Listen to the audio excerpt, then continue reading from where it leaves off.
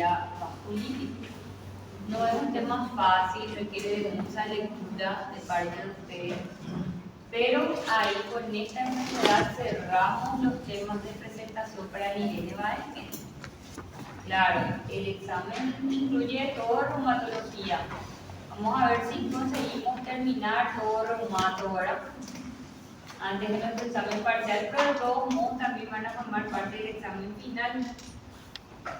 Las lecturas que yo siempre les recomiendo, al menos acá con el tema de vasculitis, se va a agregar la lectura de nuestro libro base fuera de nuestro manual, que evidentemente vamos a tener que leerlo. Tenemos que leerle al libro del Barreras Rothman. No sé si es que les conocen al libro del Barreras. ¿Alguien le conoce al Barreras? ¿No? ¿No le conocen al Barreras? Qué bárbaro, ¿cómo así?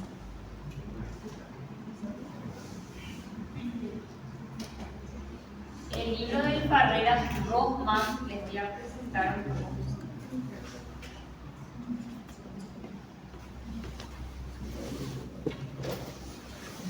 Hasta el año pasado, el libro base nuestro, ahora está el manual que nos ayuda. Ahora le tenemos a nuestro manual, ¿verdad? Pero el libro base de la cátedra, el que tendríamos que utilizar, porque ustedes saben que todas las cátedras tienen por lo mínimo 2 bibliografías que son las principales y están las complementarias. O sea, en una asignatura por lo mínimo 3, 4 libros tenemos que tener. Y este es el libro del Barreras, es una biblia. Está el Barreras, está el Harrison, que son libros de lectura bastante pesados, que tendrían ustedes ir de a poco introduciendo dentro de su literatura. Y es un libro por el cual yo me guío muchísimo también. O sea, todo lo que nosotros ya estuvimos viendo, vamos a mirarle. Todo lo que nosotros ya estuvimos viendo, que es en la parte de reumatología, tendríamos que aprender a leerle, ¿verdad? Acá, por ejemplo, hay algunos puntos importantes que ustedes pueden leer, tienen que leer. La introducción, que es el capítulo 116, por ejemplo, tiene puntos que son importantes. El 117, por ejemplo, pueden ir anotando. El capítulo 117 nos trae, nos enseña terminología médica, que es el dolor articular, que es la rigidez, que es la debilidad, que es tumefacción, que es eritema, que es calor, que es deformidad. Son términos que nosotros en su momento evidentemente ya estuvimos definiendo durante la clase. Todo lo que yo digo, absolutamente todo lo que yo les digo a ustedes en clase está documentado, está textualizado. Entonces, ya les comparto esto. Sobre las pruebas que siempre estamos hablando, ¿verdad? Las pruebas específicas, PCR, BSG, factor reumatoide, anticuerpos antiinfecciosos titulinados, anticuerpos antinucleares, HLA-B27, son estudios que ustedes ya escucharon, ¿sí o no? ¿En dónde escucharon factor reumatoide y anticuerpos antiinfecciosos titulinados? ¿En dónde? En artritis reumatoide. Anticuerpos antinucleares, ¿dónde escucharon? Conmigo, en la clase de patología médica, ¿dónde escucharon? ¿Dónde vimos Ana? Lupus. HLA-27, ¿dónde escucharon? ¿Dónde vimos? Los espondiloartropatías. ¿Quiénes son las espondiloartropatías? ¿Quién? La espondilitis anquilosante, después. Artritis reactiva y artritis psoriásica. Vieron que así, todo lo que nosotros vamos a estar hablando, en algunas partes está. Entonces, este es el libro que les va a ayudar a compactar toda la información que damos en la clase, ¿verdad?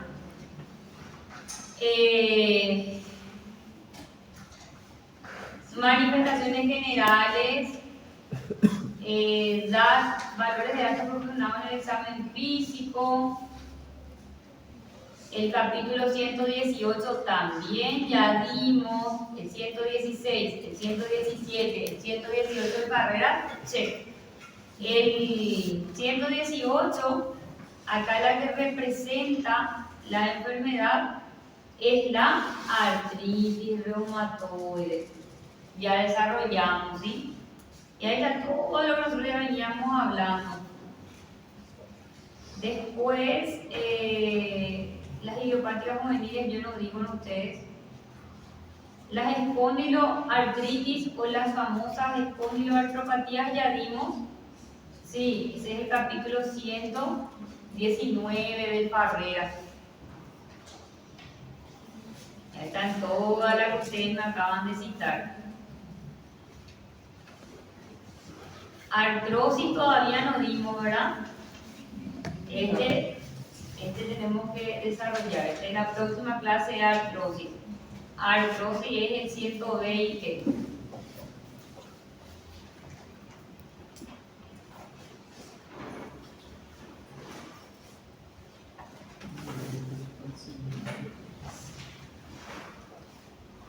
Artropatías por cristales ya dimos. Qué bárbaro. Capítulo 122 del Parrera. Check también.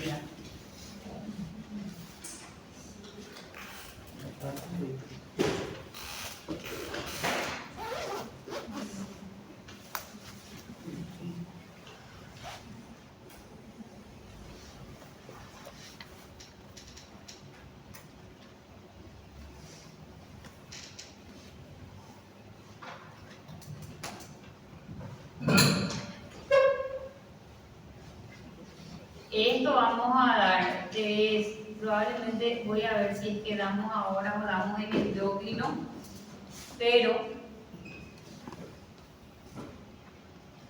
enfermedades óseas, este capítulo para mí ustedes tienen que tener esa lectura porque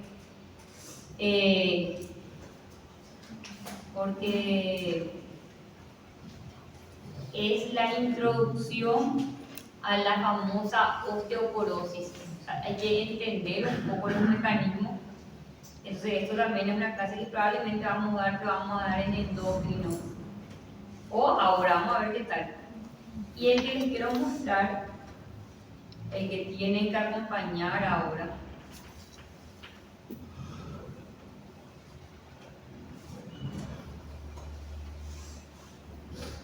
enfermedades sistémicas, lupus dimos, ya, capítulo 131.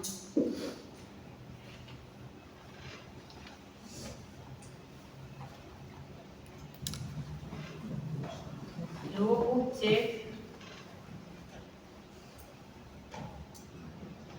Síndrome de Sjögren dimos,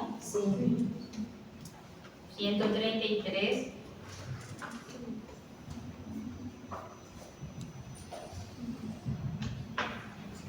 Y el temido capítulo 136, vasculitis. Vasculitis es el tema que viene ahora y que tenemos que desarrollar. Es una lectura pesada de carrera, aunque si ustedes se ponen a leer el manual de ustedes y un domingo se levantan a las 6, las 7 de la mañana y le miran al Parrera, van a ver que todo lo que nosotros estamos diciendo, absolutamente todo, está dentro del libro y se queda una lectura fácil cuando le tengo un conocimiento previo. Pero si yo no tengo un acercamiento previo, es difícil comprenderle al libro, pero tienen que leerle, gente. El Parrera está dentro de la bibliografía principal de la cátedra, la que rige la cátedra. Todos los otros libros que ustedes van a leer, no sé si yo ya les mostré también el libro del Argente Álvarez, les iba a mostrar ese libro. ¿No les mostré el libro del Argente?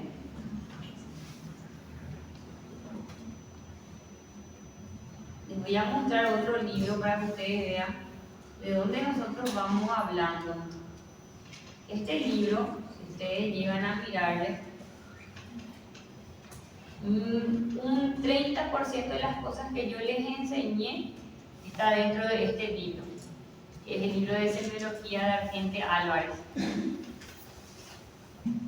Y en el Argente Álvarez, nosotros muchísimas cosas que son asociadas, por ejemplo, vamos a ver si acá les tengo en miniatura, todo esto está marcado, gente. Pareciera ser que no, pero la mayor parte de todo lo que estará acá marcado en el, por ejemplo, relación médico-paciente, yo no sé si les llegué a hablar a ustedes del examen físico que se divide en inspección, palpación, percusión y auscultación. ¿Les llegué a comentar? ¿Sí? Después les llegué a mostrar edema. Les llegué a hacer el Masetsi de edema, ¿no? El estilo C del edema, ¿no? ¿No les mostré? Alnicia del dolor. Sí. Este es el capítulo de Alnicia. Hablamos sobre el sistema linfático, les llegué a mostrar que es los ganglios linfáticos. Les llegué a mostrar el Masetsi de los ganglios. Situación, forma, límites y tamaño. Los cuadros, ¿verdad? Eso es de este capítulo. En la paciente del grupo, les mostré. ¿Les llegué a hablar sobre estado de conciencia alguna vez? ¿No? Esto pero es muy interesante. Miren esto.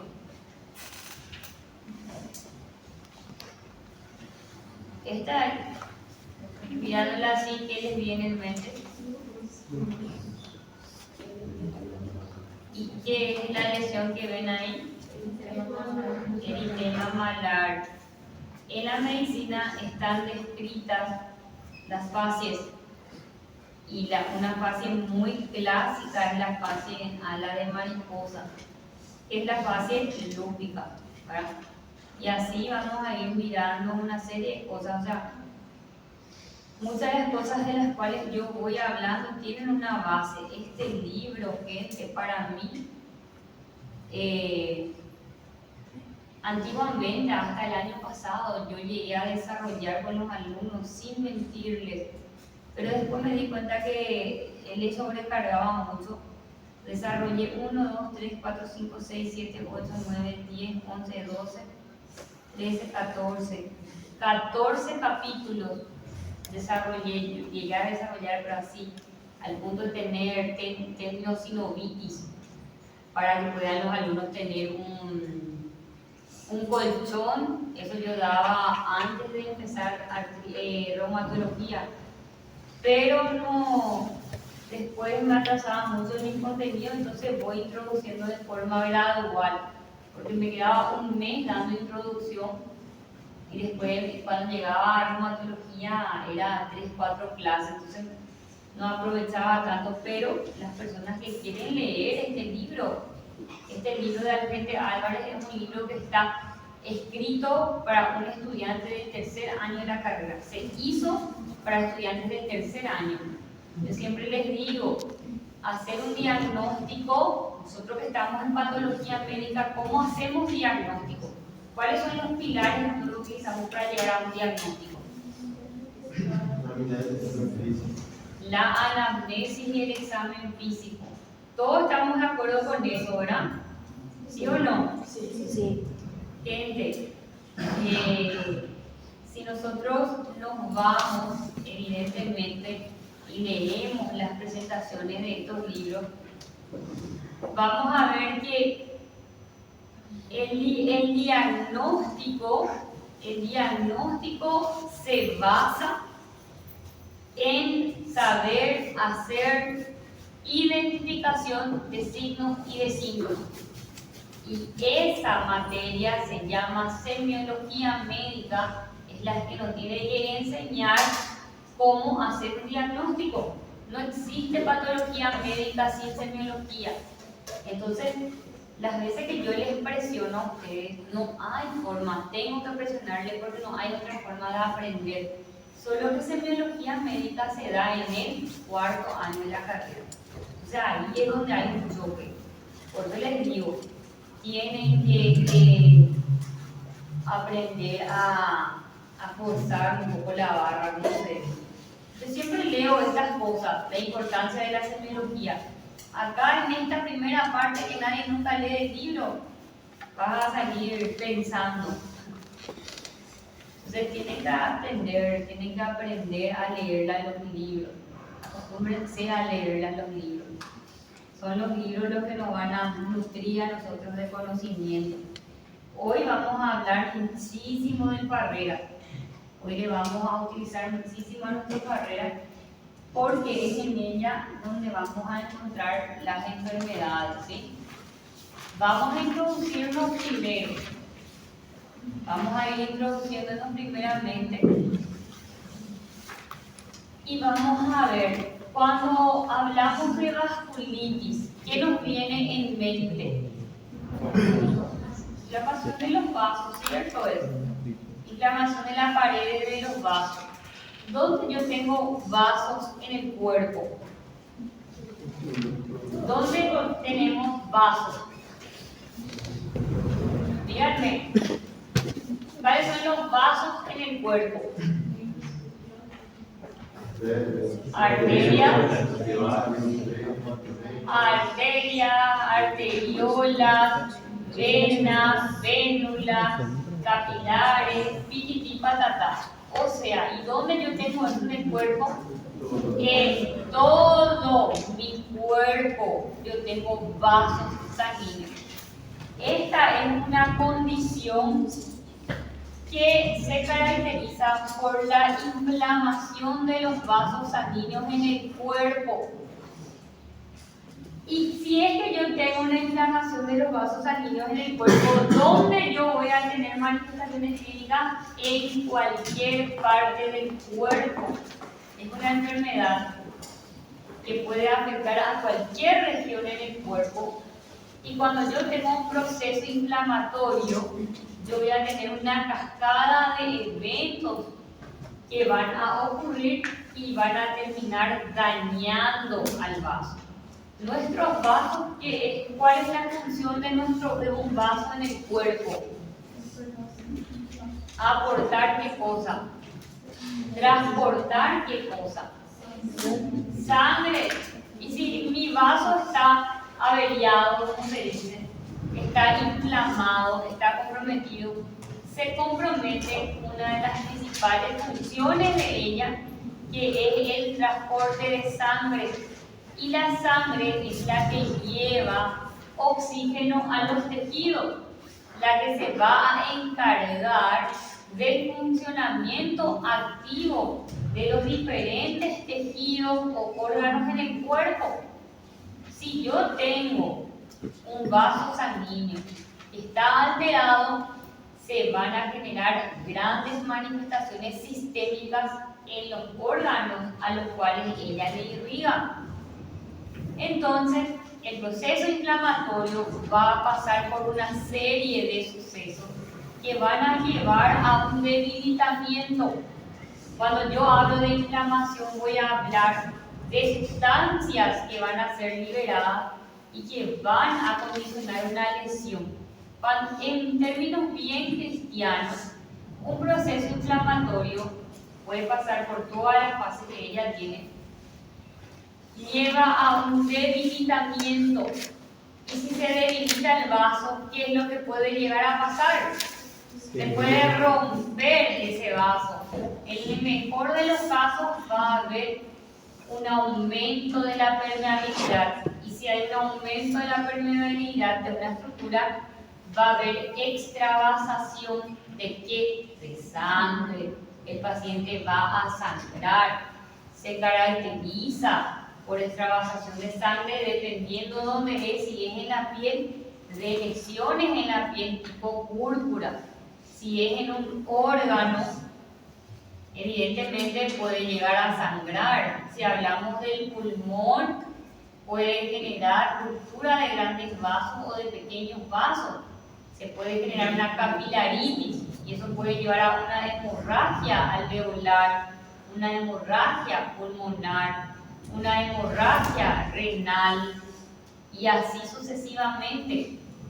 Entonces, gente, cuando mi organismo genera mecanismos donde detecta que hay una lesión en una estructura y más todavía en un vaso, ella genera alteraciones o desencadena mecanismos para poder frenar ese sangrado a través de ¿qué? A través de la liberación de una cascada, y esa cascada puede predisponer al desarrollo de coágulos.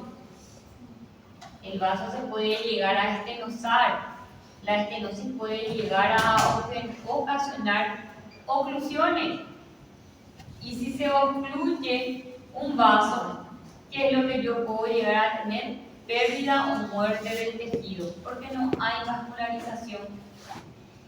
Dado y explicado todo eso, las vasculitis se caracterizan por ser un síndrome muy heterogéneo. Heterogéneo en la etiología y muy heterogéneo en la clínica, porque la clínica de ella va a ser muy variable. ¿Qué es lo que va a ocurrir en mi cuerpo? Depende del tamaño del vaso, y ahí empieza la capacidad de discernir lo que vamos a estudiar. Las vasculitis se clasifican en función al tamaño del vaso comprometido. Existen vasculitis que afectan a vasos de pequeño calibre, van a haber vasculitis que van a afectar a vasos de mediano calibre y van a haber vasculitis que van a afectar a vasos de gran calibre. Dentro de la definición de la enfermedad, yo ya tengo en un proceso inflamatorio dirigido contra los vasos sanguíneos que resulta en la destrucción de sus paredes y provoca eventos hemorrágicos isquémicos o infarto. Ya les dije, es caracterizado por ser un síndrome. La base de ella puede ser primaria, cuando no hay una enfermedad que la provoque, o sea, no hay una enfermedad de base, o la vasculitis puede ser secundaria. Secundaria, una enfermedad. Nosotros que ya estuvimos estudiando, ¿en qué enfermedades yo mencioné vasculitis? Una vasculitis puede ser secundaria a lupus eritematoso sistémico. Lupus tenía vasculitis, ¿sí o no? Claro que sí, gente. Yo no les dibujé la muñeca, llegué a dibujar la muñeca con ustedes. ¿No podía afectar a los vasos en el cuerpo? Claro que sí, generaba una vasculitis. Entonces nosotros tenemos que dar una serie de enfermedades. La clasificación viene en función al tamaño del vaso. Las que son de gran vaso son las denominadas arteritis de células gigantes. Las arteritis de células gigantes es una vasculitis que compromete a una arteria que se llama la arteria temporal superficial. ¿Se acuerdan de ella? ¿Dónde está la arteria temporal superficial? ¿Cómo se llama esa región?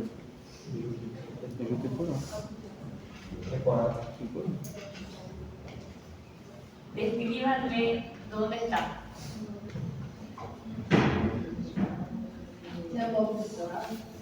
¿Cómo? Lóbulo temporal. El lóbulo temporal está en esta región. Temporal, perdón. Pero está en el lóbulo temporal. Ah, sim. A artéria. Ela fica aqui nessa parte. Y sí, pero ahí está lo que yo les digo. Terminología médica. No existe en la anatomía el acá. No existe acá. Yo tengo que tener terminología anatómica. ¿Cómo se llama esa región? O descríbanme por lo mínimo dónde ella está. Passa pela região do arco pneumático, região temporal.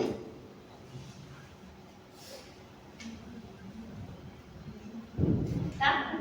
Más o menos.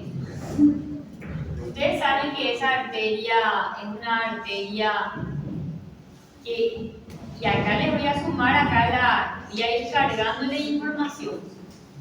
Todas las veces que nosotros estamos hablando de vasculitis, van a haber unas reglas que yo tengo que valorar para poder pensar en ellas.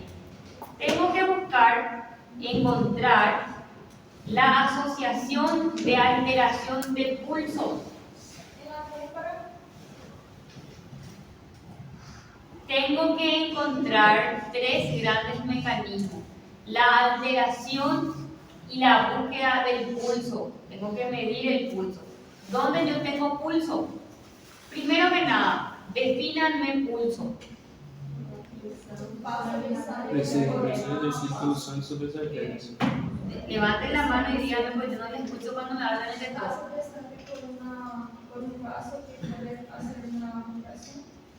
Se puede hacer una contracción. Se contrae el vaso. Entonces, ¿qué es pulso? ¿Cierto es? No está mal.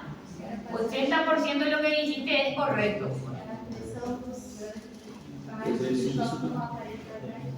Eso no es definición de pulso, eso es definición de presión arterial. Através de um movimento de cisto e diástole, ele manda o sangue, contrai a pressão do sangue exercida pelo coração, ele vai contrair as artérias e aí acontece o pulso. Movimento de cisto e diástole. Pero el pulso no es la contracción de la arteria. Si una arteria se contrae, no hay pulso. Cuando se contrae, y es lo Toda que vez que o significa sangue é injetado para as artérias para mandar para o corpo, Ah, pero eso es función cardíaca.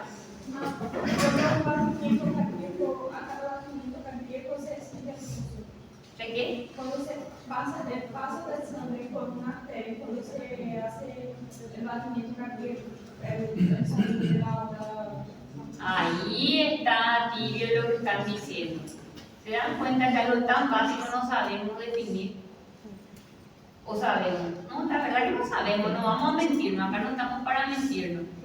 Yo les hago preguntas muy básicas para que ustedes justamente se molesten, así salgan irritados. Pero la irritación o el enojo no tiene que ser conmigo, yo no tengo culpa, tiene que ser con ustedes mismos, porque es un concepto muy básico en el tercer año, no puede ser cierto lo que ustedes me dicen. Claro, el pulso es un signo de vida. Cualquier persona, si alguien se cae allá, choca una moto acá enfrente de la facultad, se cae una persona ahí, en seguridad es el primero que va a venir a socorrerle. ¿Y qué es lo primero que va a hacer? Es el guardián, como ustedes le dicen, se va a ir y le va a buscar el pulso. Instintivo es, cualquier terian se va a ir a buscarle el pulso a alguien. Porque eso es un indicativo de vida. Ah, está vivo, tiene pulso, van a decir. Llamar a la ambulancia. Claro, el pulso está totalmente relacionado con la función cardíaca. Si el corazón no funciona, no bombea sangre por el mecanismo de contracción y dilatación, diástole y sístole, la sangre no va a poder ser distribuida a través de los vasos en el cuerpo. La presión que ejerce esa sangre impulsada del corazón por una pared de una arteria es definición de presión arterial. El pulso es cuando la sangre pasa a través de una arteria, genera una onda durante ese paso. esas ondas son transmitidas a través de la pared de la arteria y nosotros lo vamos a percibir en puntos donde las arterias son más superficiales. Y claro, el corazón tiene que tener un ritmo, una cantidad de latidos por minuto. Y eso tiene un nombre. Y la cantidad de ondas que van a ser percibidas, productos de la frecuencia del corazón, de la cantidad de latidos, también tienen que ser percibidas y tienen que ser contadas. ¿Cuánto es la pulsación normal de un ser humano, de una persona adulta? Entre 60 a 100. ¿Cómo se denomina al término cuando hay un aumento de las pulsaciones? No. ¿Sabían eso? Claro, todos nosotros utilizamos, nos vamos y le tomamos el pulso, el paciente está taquicárdico, decimos. Es popular. En la vida real, ese término es para los latidos del corazón. Cuando yo agarro un estetoscopio y pongo y escucho la cantidad de latidos que son superiores a 100 latidos por minuto, el término es taquicardia. Pero en el pulso es taquipigmia. Busquen, procuren, investiguen, sean curiosos. Taquipigmia. ¿Nunca escucharon ese término? Sepa, envuélveme, Señor, con tu espíritu y déjame sentir el fuego de tu amor. Dios mío, tercer año. ¿Qué hicieron ustedes durante estos 3 años que no me tuvieron en su vida? ¿A qué se estaban dedicando ustedes en estos últimos 3 años? Pero vaya más. Voy a volver a cantar. Envuélveme, Señor. Eu acho que eu estava indo na faculdade de agronomia também. Ustedes estaban en corte y confección y de repente alguien les tiró acá en medicina. Oye, nada, un poco. Vamos a tener que correr contra el tiempo, contra Dios, contra todo lo que hay.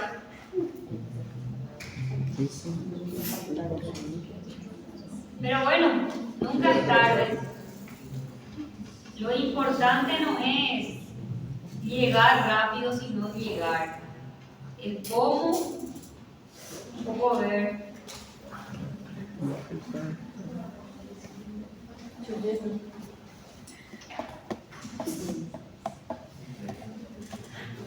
Bueno, hoy ya no van a decir que no aprendieron nada. Hoy ya tienen el día ganado.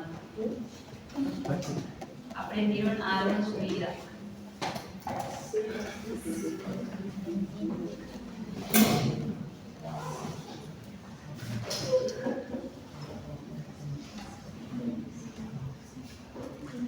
Para que no digan que yo les miento, no tengo ni marcado todavía, voy a ponerle como dice, frecuencia. La frecuencia normal de las pulsaciones se basa en el rango de descarga fisiológica del nódulo sinusal. Mirá cómo es complejo el tema. Nosotros pensamos que es fácil. Establecida por una proyección entre 60 y 100 en el adulto, entre 80 y 100 en el niño y entre 100 y 150 en el periodo neonatal. Por debajo de los límites inferiores se le considera que existe bradispigmia y taquispigmia por encima de los límites máximos. Estos términos se corresponden con los de bradicardia y taquicardia respectivamente de la frecuencia cardíaca central auscultada. Entonces, hoy aprendieron algo. Cuando yo utilizo el término bradicardia, taquicardia, yo utilizo cuando estoy auscultando los latidos cardíacos. No está mal, pero tenemos que ser chiquis, tenemos que aprender a utilizar la terminología correcta. Entonces, hoy aprendieron algo, ¿sí? Senhorita joven. Quando o paciente então está na monitorização cardíaca, então eu posso falar que ele está taquicárdico? Claro, si es que vos estás viendo en un monitor, eso está asociado porque se le pone unos electrodos y es cardíaco. Yo te estoy hablando de pulso. Cuando vos te vas a ir y vas a tomarle el pulso a la persona. ¿Entiendes? Nesse caso, sim. Ahí sí. Vuelvo a decir, parece chato cuando es palo, pero yo les enseño a ustedes cosas que muchas veces quedan medio que colgado.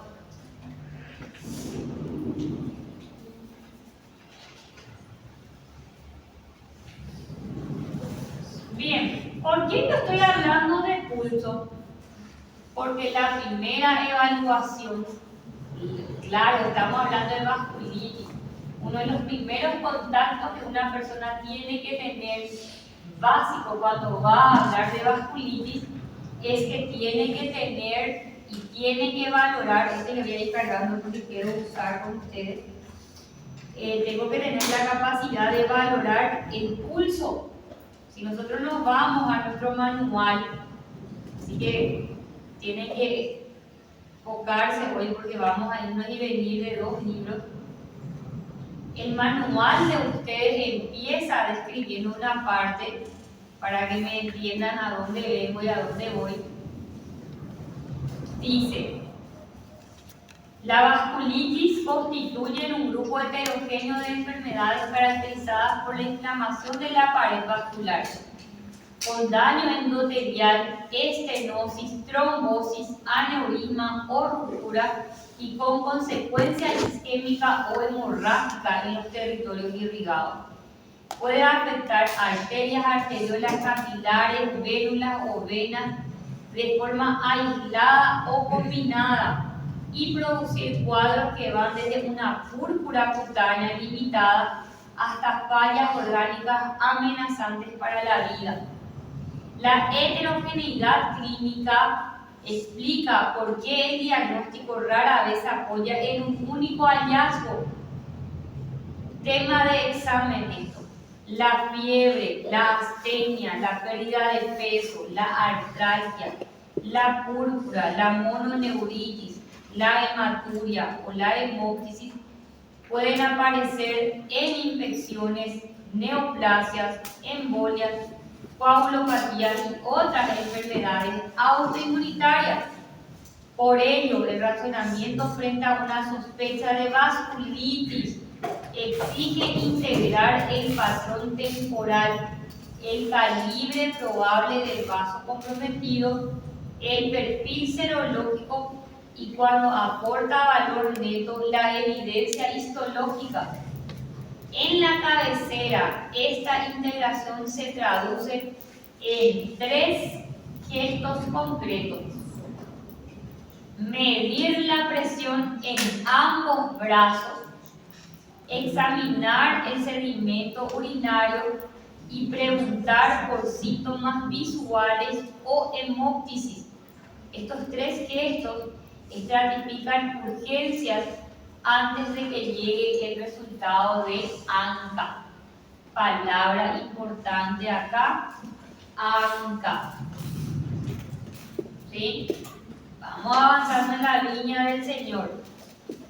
Desde el punto de vista práctico, conviene distinguir las vasculitis primarias, en la que la inflamación vascular es el proceso dominante, de las formas secundarias asociadas a infecciones, fármacos, neoplasias u otras conectivopatías. Esta distinción no siempre es nítida al inicio. pero condiciona de inmediato la intensidad de la inmunosupresión y la necesidad de tratamiento etiológico concomitante. Un error frecuente es etiquetar como primaria toda vasculitis sin desencadenantes obvios tras un interrogativo. 5 minutos adicionales sobre fármacos nuevos, consumo de cocaína, viajes, contactos tuberculosos, síntomas de hepatitis, cambian el algoritmo más que una prueba costosa prematura. ¿Quién me quiere decir mi libro hasta este punto?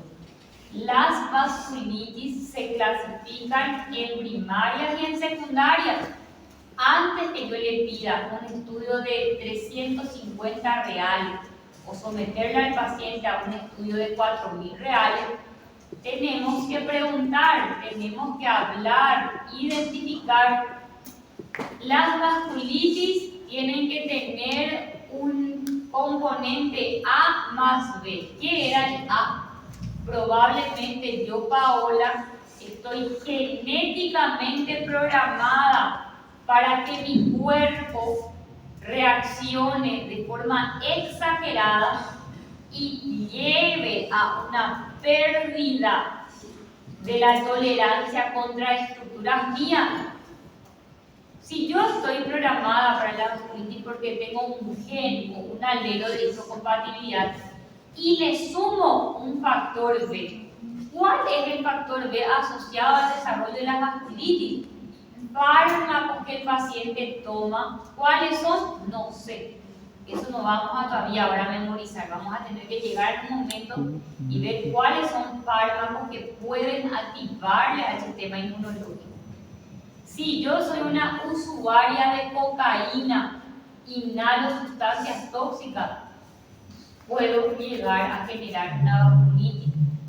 Cuadros de enfermedades autoinmunitarias o infecciones bacterianas o infecciones virales pueden generar la activación.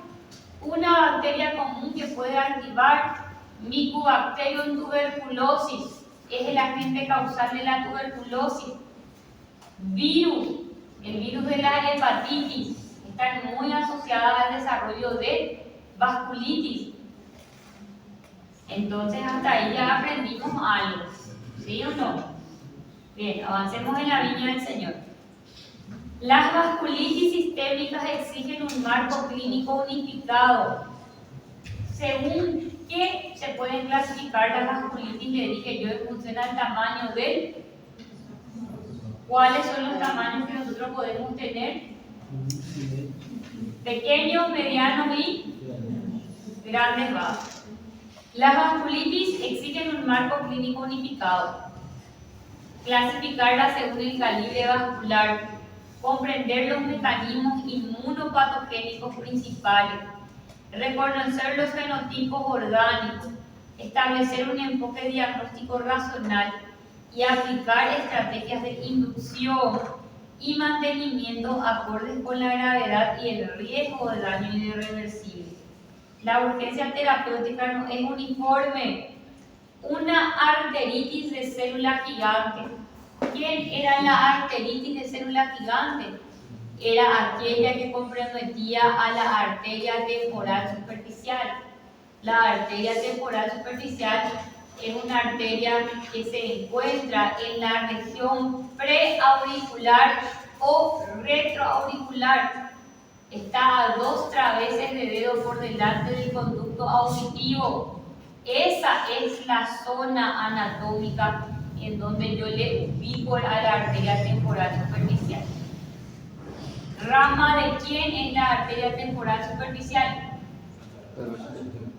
Rama terminal de la arteria carótida externa, junto con la maxilar. Esas son las 2 ramas. Tengo que saber eso. Bueno, la arteritis de la célula gigante con amaurosis, una capilaritis pulmonar con hipoxemia o una glomerulonefritis exigen inducción inmediata. Una púrpura con sedimento normal permite cambio a un estilo más deliberado. Entonces, Esa es la introducción que yo tengo que tener de este capítulo. Después viene lo que les estaba yo mostrando a ustedes, que es la gran clasificación según el tamaño de los vasos. Según las clasificaciones de los vasos, nosotros vamos a desarrollarle a la arteritis de células gigantes, a la arteritis de Takayasu, a las que son de medianos vasos, a la panarteritis nodosa, a la famosa enfermedad de Kawasaki, y dentro de las de pequeños vasos le vamos a estudiar a las que tienen la asociación con ANCA. ¿Qué era ANCA? Anticuerpos anticitoplasma de los neutrófilos. Anoten eso ahí. ¿Sí? Entonces yo tengo aquellas enfermedades asociadas a ANCA positivo y las que son ANCA negativas. Es tema de examen las ANCA positivas. Anticuerpo anticitoplasma de los neutrófilos. Se clasifican en dos tipos, ANCA-C y ANCA-P. ANCA-C, ANCA-P. Eso es tema de examen. Los ANCA tipo C se dirigen contra las famosas mieloperoxidasas, y las ANCA tipo P, que son perinucleares, se dirigen contra la proteinasa tipo 3. ¿Sí? Y eso, cada tipo de ANCA va a estar justamente presente o ausente en estas tres enfermedades. Más o menos, menos que más que menos. Professor, não consegue compartilhar o slide com a gente, por favor? Para ir fazendo anotações nele também. Si me pedía así, ¿cómo no? Obrigado. Cuando me piden así, sí.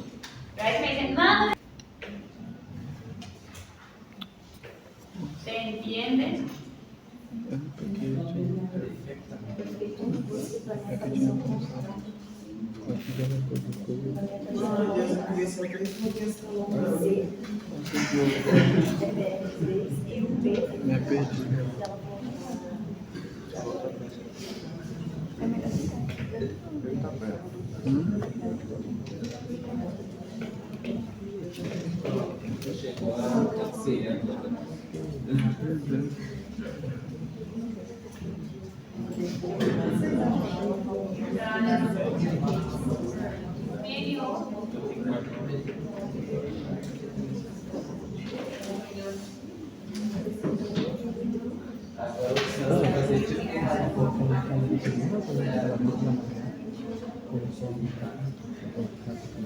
Pero venga, ahí no se vayan de región ni nada. Momentos, vayan leyendo mientras tanto ahí sus manuales que ya entregar la cama oral. El receso, que todavía no es receso, así que vamos a calmarle, educarla a la vejiga. Hay que aprender a educarla a nuestra vejiga y a nuestra cabeza. Eso de estar entrando y saliendo tenemos que evitar. Dentro de media hora ya nos vamos a ir al receso, ¿sí? O si no, es un entra y sale, entra y sale. Aguanten un poquitito. ANCA-P, ok? Anticorpo anticitoplasmático. Parece Não, que o tenía mi computadora. P é aquele positivo e negativo. Planilla. No que foi com o citoplasma. Que o C é de citoplasma e o P. O que você escreveu do ANCAP? O quê? Não, é que ela falou lá. Anticorpo, anticitoplasma de neutrófilo, o ANCA se dirige contra Você quer saber o P? O P é de quê? dirige contra a proteinasa tipo 3. Como que é? Dirige contra a proteinasa tipo 3.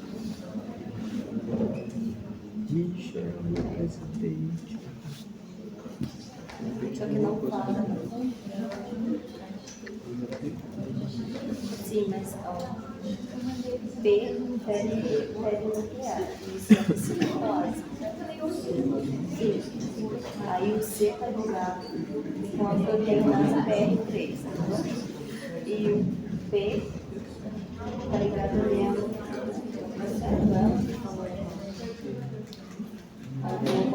Você tá lendo o manual, meu pecado? Hã? Você tá lendo o manual? Meu Deus,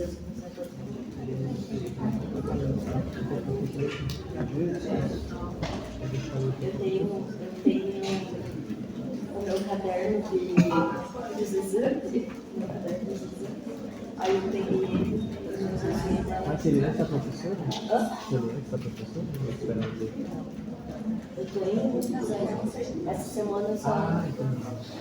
Essa semana eu não estudei nada da matéria dela, porque eu falei pro Michel, eu tava estudando só a matéria dela, eu esqueci do resto, aí do resto. Aí eu tava terminando de eu fiz isso.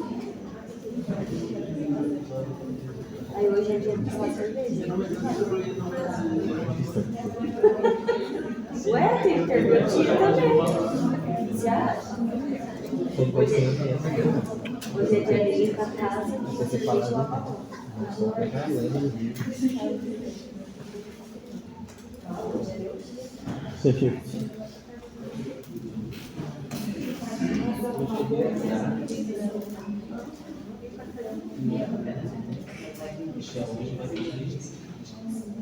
Chegou quantos cabelinhos?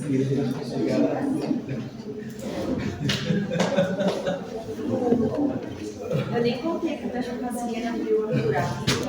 Não, hoje. E depois que eu jogo? Eu acho que o Marquinhos falou que ele falou que eu deixei Ele já te essa explicou? de sal grosso, e aí eu falei, mas claro, eu falei que eu não fiz isso, né? Mas eu fiz. Aí o dia que ele fez a carne, aí tipo, não tava certo o espeto, né? Aí ele pegou e colocou 2 tijolinhos, assim, bonitinho, pra formar o espeto. O que aconteceu com o tijolinho? Quebrou, caiu. Caiu dentro. Aí eu falei pra ele, mas pra ele, quando ele vinha, eu vou jogar fora de novo. Falei pra quando ele vir, porque ele colocou uma lata e eu falei, tira uma fila essa lata de azeite. Era só antigamente, agora a gente não acha mais. Eu falei, quem sabe que se procurar ele acha, né? Mas vai fazer com tijolo, né? Não, porque não tem como botar tijolo mais sincero. Porque assim, Não, fazer a transferência. vai fazer a pele sacada. Um pouco no chão da sacada. Olha, se Porra, fosse. doido. Porra com tijolo também. Eu falei pra ele ver o que ela precisa, um pedaço de coisa, assim, só pra porque não é sempre que eu faço mesmo. Eu vou fazer essa na classe. Eu faço essa roda de caminhão. Ah, isso dá, mas aí é como fazer o chão na terra. Fica maravilhoso. E foi agora que eu vi esse princípio ali. Para comprar essa costela, fazer. Tem como eu fazer? Vou comprar, não vou Eu gosto de fazer no tijolo, mas no Pô, chão. e aquela que você tinha feito na revelação aí? Você tinha feito aquele suportezinho, lembra? Na rede dele. Nunca mais sei não, hein, meu velho? Eu ia pra cá. Não, eu fiz a taça daquele dia, Aquela carta tava bonita, aquela que você mudou.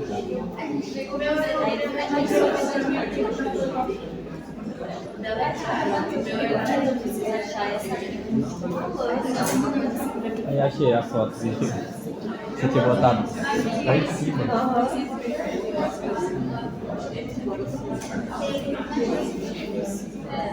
A gente não achou palitinho, né? Tem que lembrar, né? De comprar palitinho desde porque aí eu pensei, como eu tenho eu posso fazer todo mundo, né? Hoje vai dar tudo, né? Porque esse sal grosso. Mas ela é fina, não, Ju? Ela é fina, né? Acho bastante. Tudo só um pedaço. Acho tá certo.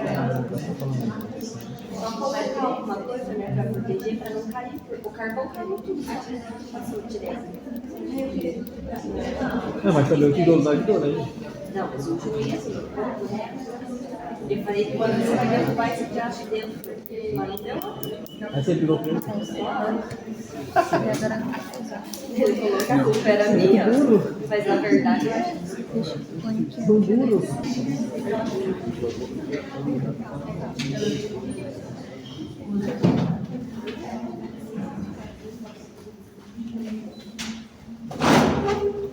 Entonces, si nosotros anotaron lo de los ANCA,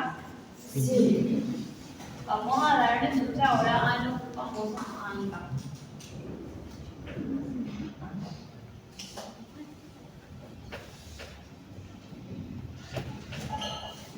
¿Se ve bien?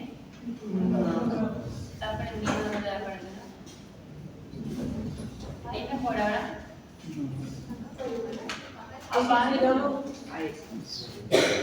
Bien, la fisiopatología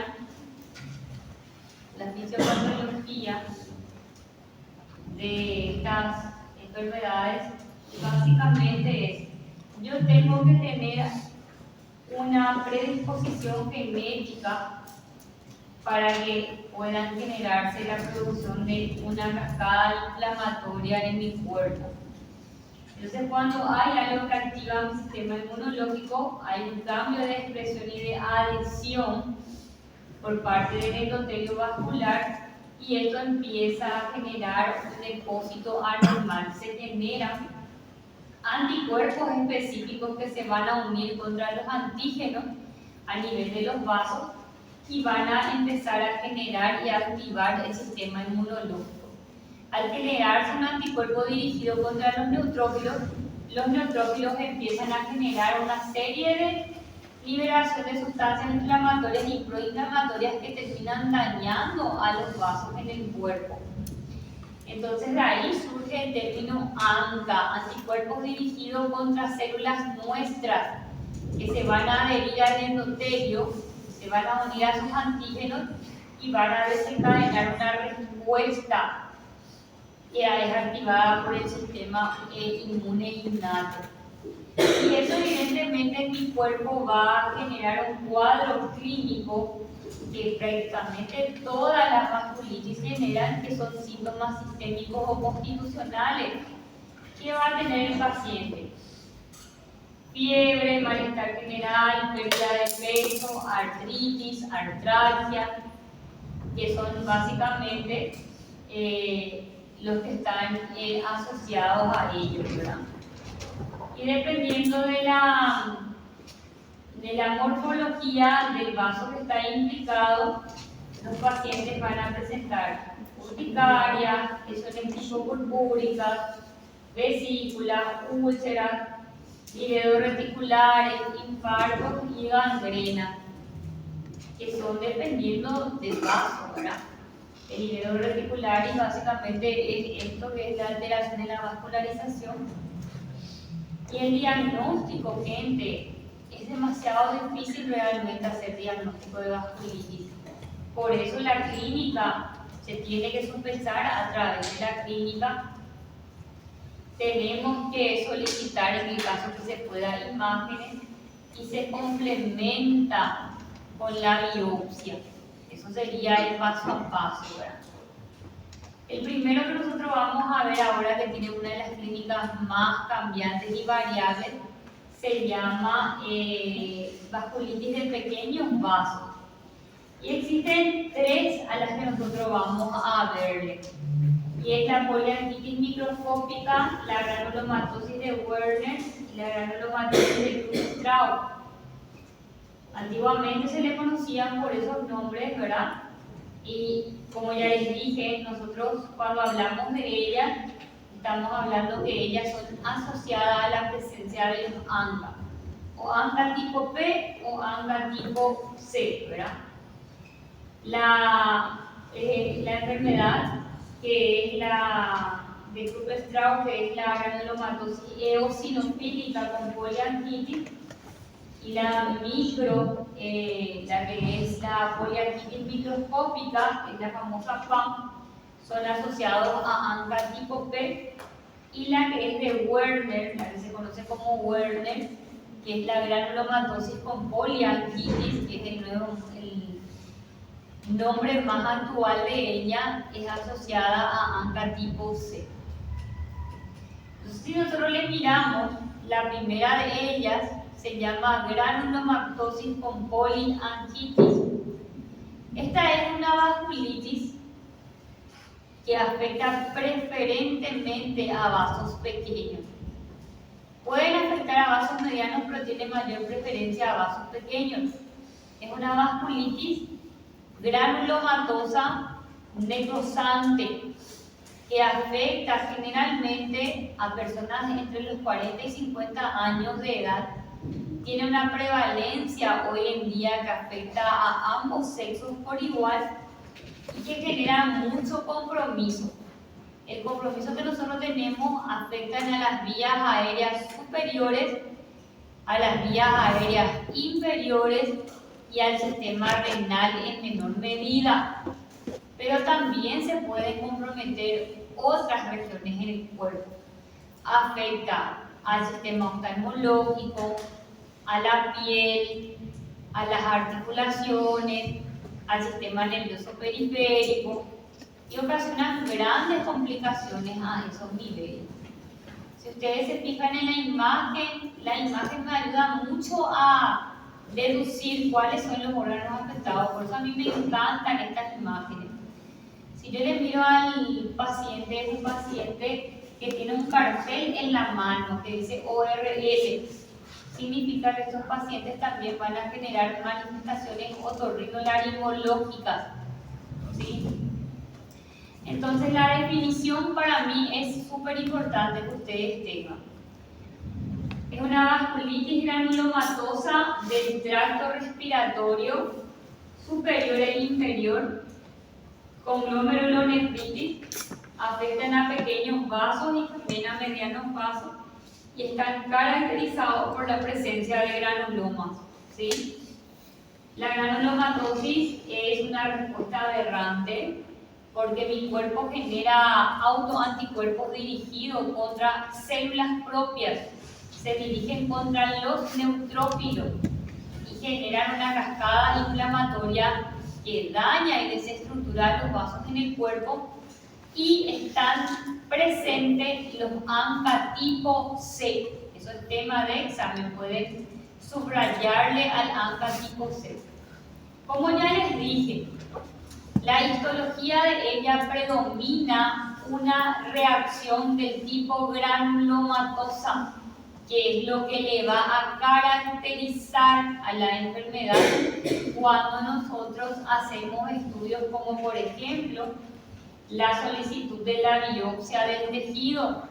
Ese es el tipo de componente que va a predominar y que va a infiltrar a los órganos, tanto al aparato respiratorio como, por ejemplo, al aparato renal, ¿sí?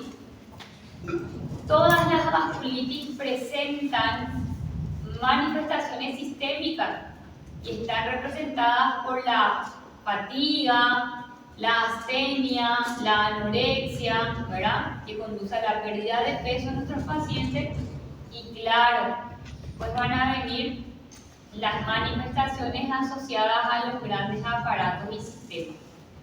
Decíamos que la granulomatosis con polianquitis afecta preferentemente a las vías aéreas superiores. Más del 95% de los pacientes presentan sinusitis. Las sinusitis pueden ser y responder a secreciones que pueden ser mucopurulentas, o también es muy común la rinosinusitis. Estos pacientes en especial están muy asociados al consumo de drogas, a la inhalación de cocaína. Entonces son pacientes que van a tener muchas lesiones a nivel de los tabiques nasales. Ellos llegan a desarrollar lesiones o destrucciones del tabique nasal, la presencia de costras nasales e incluso puede haber perforación del paladar duro. Generan una lesión que no es patoneumónica de la enfermedad, pero si se fija en la nariz del paciente, generan una lesión que se llama nariz en silla de montar, muy clásica de ella. Si yo voy avanzando en las lesiones de las vías aéreas, también se pueden comprometer las regiones subglóticas y se generan estenosis subglótica, se les denomina a ellos, ¿sí? Entonces estas son las lesiones que van a ir apareciendo en ellas. En el pulmón, que ya son las vías aéreas inferiores, más del 80% de los pacientes van a generar manifestaciones pulmonares. Y como estamos hablando de un proceso inflamatorio, las lesiones se caracterizan por presentar neumonitis, neumonía, pleuritis, lesiones hemorrágicas. Cuando es muy grande la afectación, no sé si ustedes ven acá, pero ven como hay como una cavidad en el pulmón. Esto es una tomografía y los pacientes generan muchas lesiones de tipo cavitaria. Se generan las cavitaciones pulmonares. Una cavitación pulmonar no es más que la licuefacción del parénquima pulmonar. ¿Saben cuál es una enfermedad que aparece mucho con cavitaciones? La tuberculosis. Tanto es así que un diagnóstico diferencial de esta enfermedad es la tuberculosis.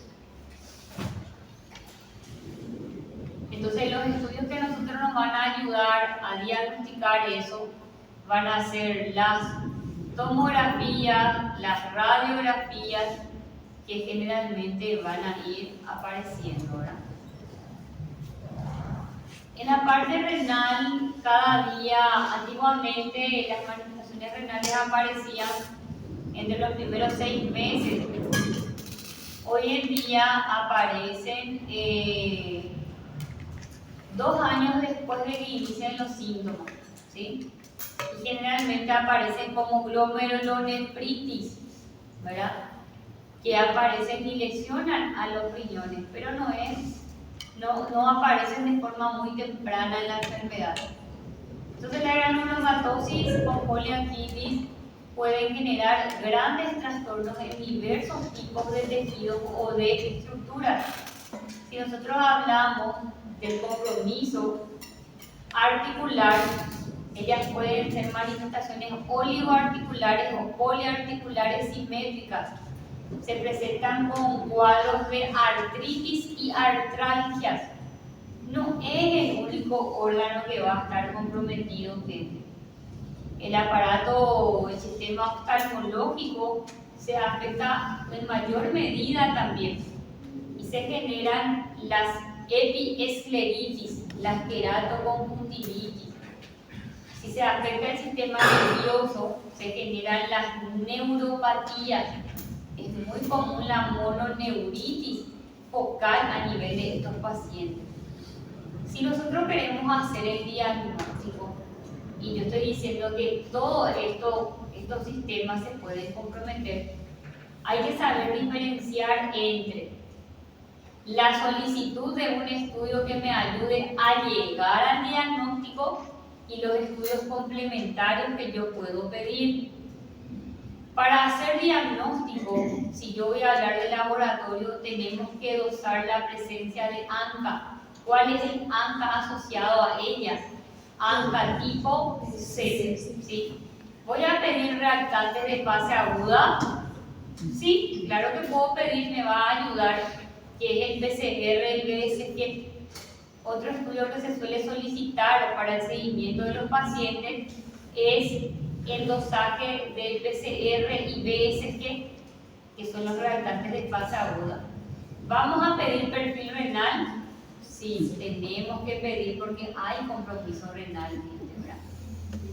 Aparte de eso, es prácticamente indispensable un estudio de imagen, la radiografía de tórax, cuando hay dudas diagnósticas, la tomografía. Y si el diagnóstico queda inconcluso dentro de la parte clínica, no está de más pedir el estudio de biopsia del tejido afecto. Todos ellos, gente, suman puntos. Les voy a modificar porque no es el que les voy a poner el que está actualizado. Voy a traer.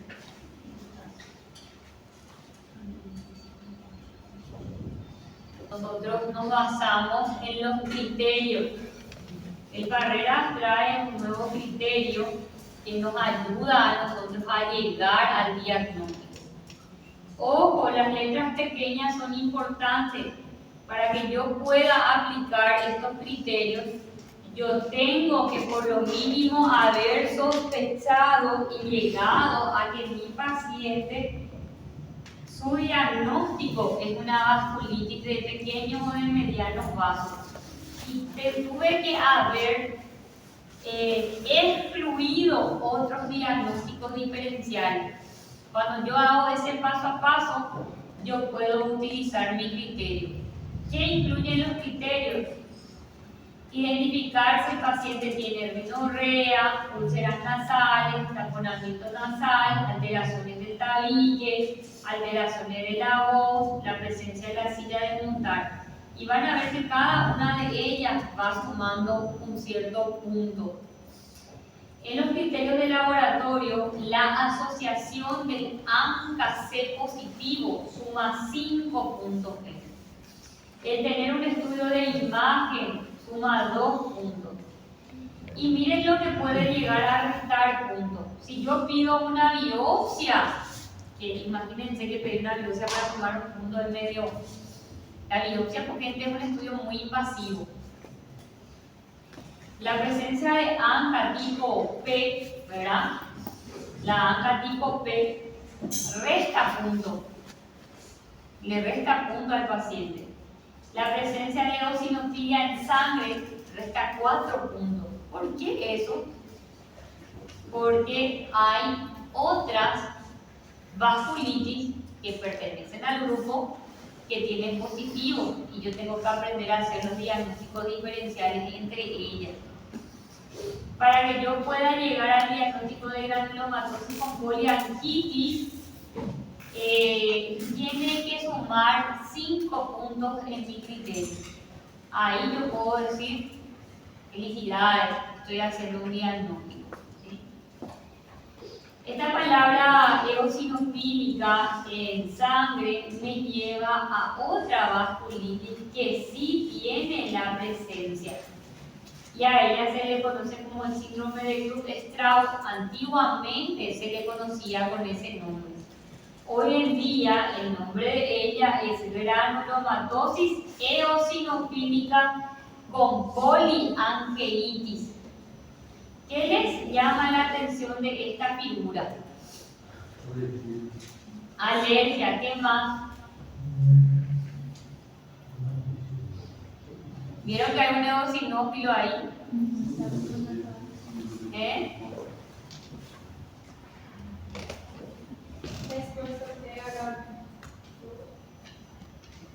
Entonces, esta también yo tengo que aprender a definirle, gente. Esta es una vasculitis que afecta preferentemente a vasos pequeños, ¿sí?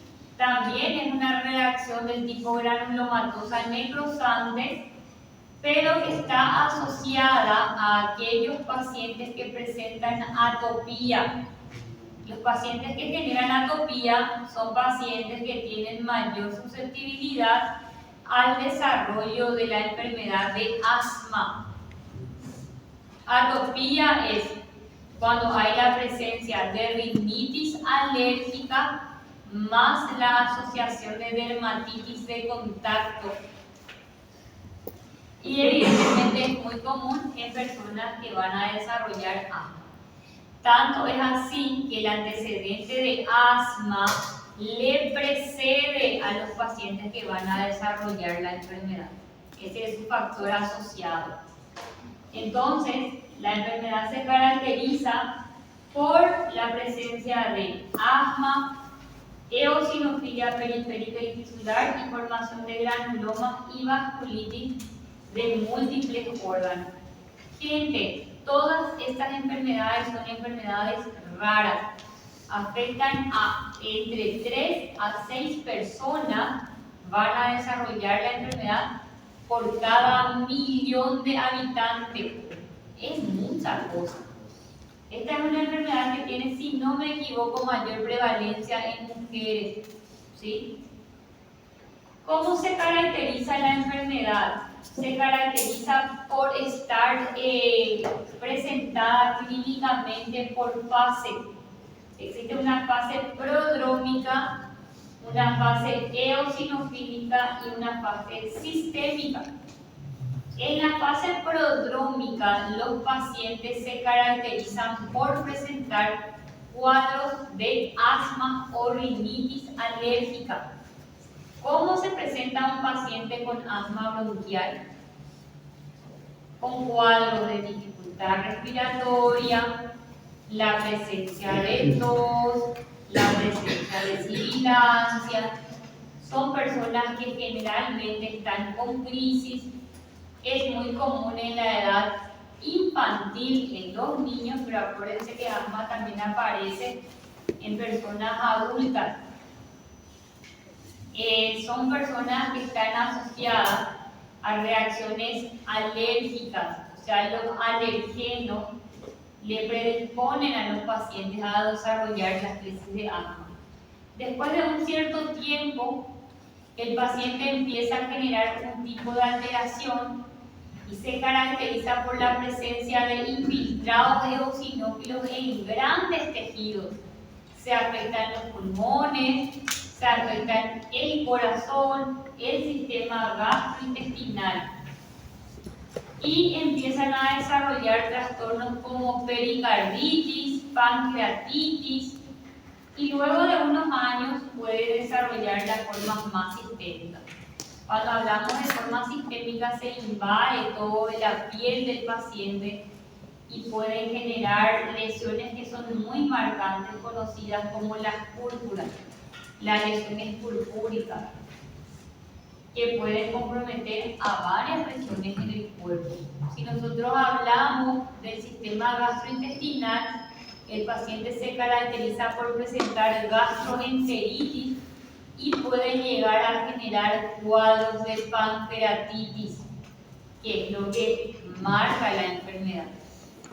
El sistema renal se suele afectar en menor medida. El que se suele afectar también con un gran compromiso es el sistema nervioso periférico y los pacientes presentan la famosa mononeuritis. En el sistema oftalmológico, el paciente presenta el famoso ojo rojo y cursan con las lesiones de tipo escleritis o epiescleritis. ¿Sí? Entonces, en las manifestaciones sistémicas, cada paciente puede ir generando compromisos. Cuando nosotros hablamos de la afectación pulmonar, los infiltrados pulmonares pueden generar cuadros de neumonitis. El método para que yo pueda llegar a estos diagnósticos es a través de las imágenes. ¿Sí? ¿Y cuál es el factor que va a predominar en ella? Estos pacientes son asociados a la presencia de anticuerpos contra el citoplasma de los neutrófilos, presencia de AMPA tipo P, ¿sí? AMPA tipo P.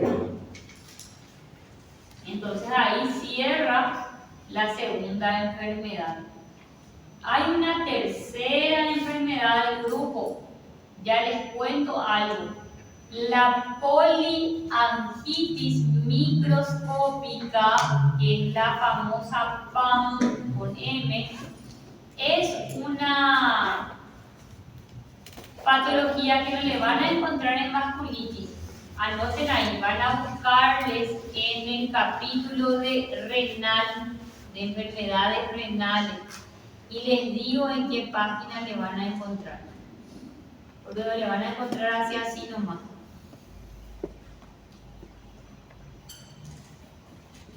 está en la página del Barreras Rothman 906-906, y esta enfermedad se llama poliangitis microscópica.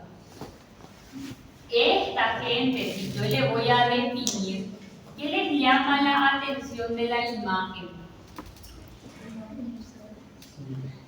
La hemorragia pulmonar, ¿qué más?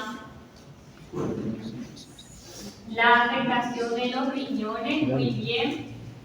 A esta se le conoce como una vasculitis necrosante. Tienen que anotar eso. Evidentemente, si está en este grupo es porque afecta a vasos de pequeño calibre. Como está comprometido el riñón y el pulmón, se le conoce bajo el síndrome renopulmonar. ¿Sí? Hay una asociación que con las capilaritis. Histológicamente, ellas se caracterizan a diferencia de las otras, que es una palabra importante, porque no hay presencia de granulomas. La asociación más fuerte en el 75% de los pacientes es con la presencia de ANCA tipo P, tema de examen. Es bien cortita esta enfermedad. Las manifestaciones clínicas se presentan en pacientes que van a tener pérdida de peso, fiebre, fatiga, artralgia, y cuando comprometen a los sistemas respiratorios y renales aparecen grandes compromisos pulmonares. El compromiso pulmonar denota gravedad en el paciente y es la complicación más grave porque termina en grandes hemorragias. El sistema renal también se compromete y es muy típico la glomerulonefritis. El paciente presenta alteraciones renales que llevan a la presencia de hematuria. En la piel es muy clásica, como siempre, las lesiones de ruptura vasculares, como la presencia de las púrpuras que marcan la enfermedad. ¿Sí?